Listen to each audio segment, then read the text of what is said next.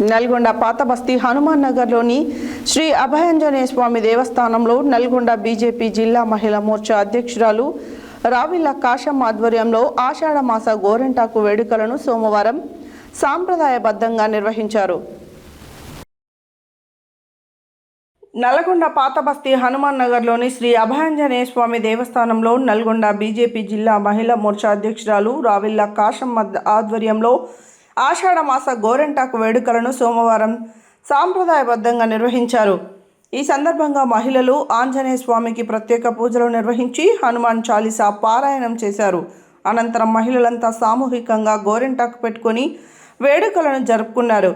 ఈ కార్యక్రమానికి ముఖ్య అతిథిగా రాష్ట్ర మహిళా మోర్చా ఉపాధ్యక్షురాలు కొండేటి సరిత, రాష్ట్ర నాయకురాలు కూతురు విజయ, మన్ కీ బాత్ కన్వీనర్ నేవర్స్ నీరజ, దాసోజు అరుణ, పందిరి భాగ్యమ్మ, మహేశ్వరం యాదమ్మ, లక్ష్మి, నాగమణి, కొప్పు జయశ్రీ, నాగమణి, రాజేశ్వరి, వెన్నెల తదితరులు హాజరయ్యారు. ఆలయ కమిటీ సభ్యులు, మహిళలు అధిక సంఖ్యలో పాల్గొన్నారు.